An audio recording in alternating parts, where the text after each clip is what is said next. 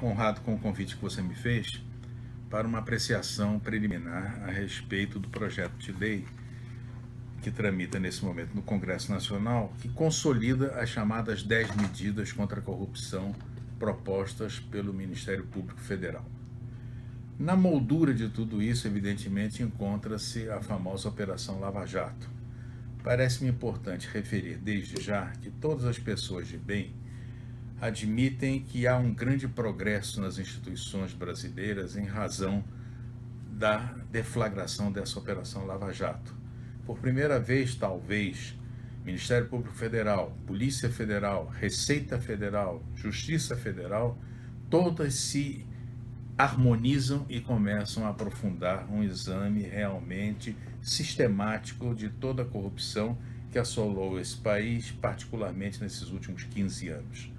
E isso tudo foi, afinal de contas, consolidado nessas 10 medidas contra a corrupção propostas pelo Ministério Público Federal. Eu, como apreciador, e mais do que apreciador, como pessoa que aplaude a Lava Jato, não deixo de ter preocupações. Certas vezes têm sido, não digo atropelados, mas, a meu ver, sacrificadas certas garantias constitucionais e certas preconizações legais no desenrolar dessa operação.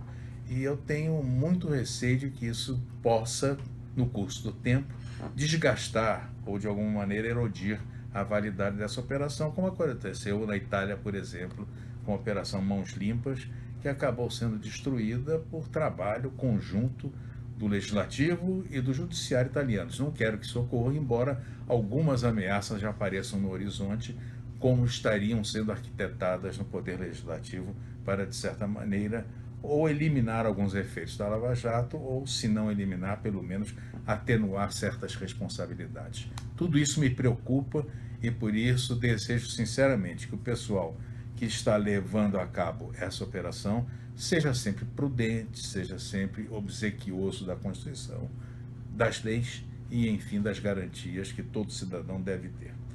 Mas essa consolidação das normas propostas pelo Ministério Público no projeto de lei contém certos preceitos que me deixam intensamente preocupado nessa vertente que eu quis agora acentuar, da ausência, eventualmente, de respeito a garantias fundamentais da cidadania, do indivíduo e também de certas balizas legais que devem ser sempre consideradas numa apuração dessa natureza. Por exemplo, vou dar aqui algumas formas de exemplificação do que me parece deva ser meditado profundamente, não só pelo Congresso Nacional, mas pela própria cidadania e também pela própria imprensa e pelos estudiosos de direito. Há, por exemplo, um artigo 10 que, embora referindo-se ao Código de Processo Penal, portanto não interfere com o Código de Processo Civil, me preocupa muito, porque diz não caberem embargos declaratórios das decisões proferidas no julgamento de embargos declaratórios. Ora, uma decisão em embargos declaratórios também pode ser obscura, também pode ser contraditória. Então, a ausência de recurso, a vedação ao recurso, ela infringe as garantias do 54 e 55, incisos 54 e 55, do artigo 5º da Constituição. Deve ser, portanto, pensado. Embargos protelatórios já têm a sua penalização lançada no direito positivo. Não é admissível, é a proibição que se contém nesse artigo 10 da lei ou do projeto de lei que está em estudo no Congresso Nacional. Um outro ponto que me preocupa muito está no artigo 17 desse projeto. Na forma desse artigo 17, as ações civis públicas por improbidade, por atos de improbidade administrativa, não teriam mais aquela fase preliminar de demonstração da inexistência dos pressupostos de sua propositura.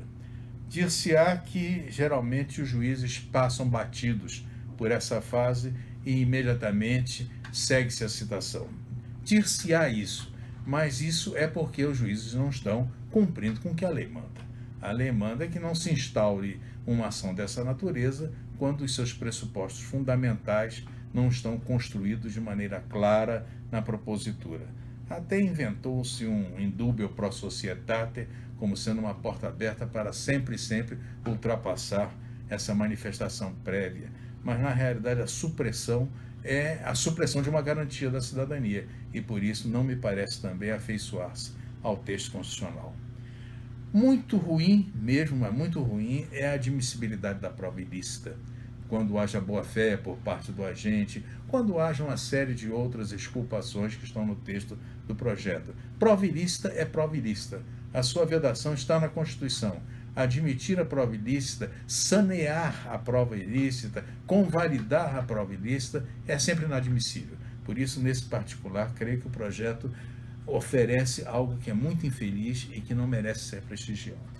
Também me preocupa intensamente a tipificação como delito autônomo a prática de caixa 2. Se ela vem posta assim, e assim está posta nesse projeto de lei, significa, por nímia exigência de preceitos de hermenêutica, que anteriormente caixa 2 não era crime.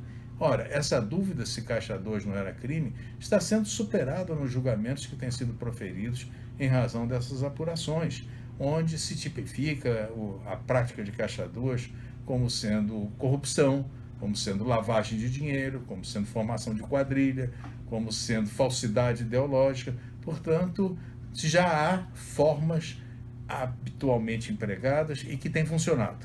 Se caixa 2 só passa a ser crime definido como tal neste projeto, então aqueles que hoje em dia estão sofrendo punições, sentenças e decisões por terem praticado tal crime, não poderão por eles mais ser mantidos como condenados, porque o crime não existia antes da sua edição.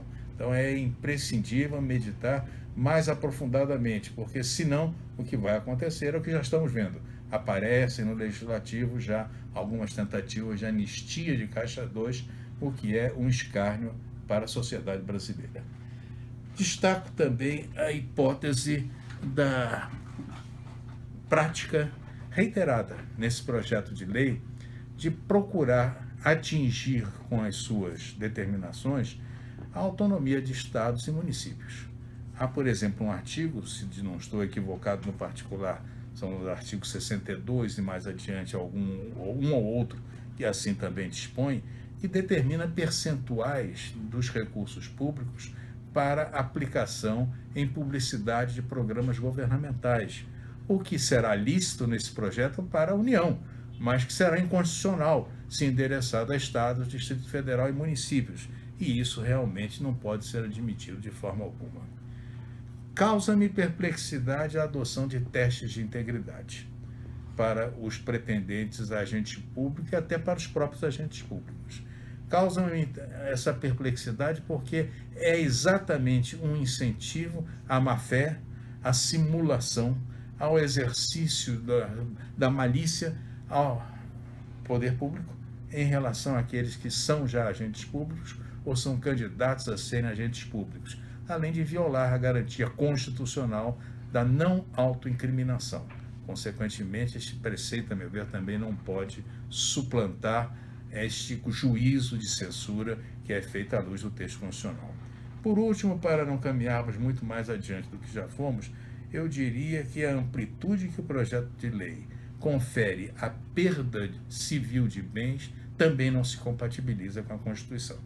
A Constituição estabelece as hipóteses em que os bens podem ser retirados da proteção da propriedade privada, que é uma garantia constitucional fundamental, e deve ser, por isso mesmo, destitularizada.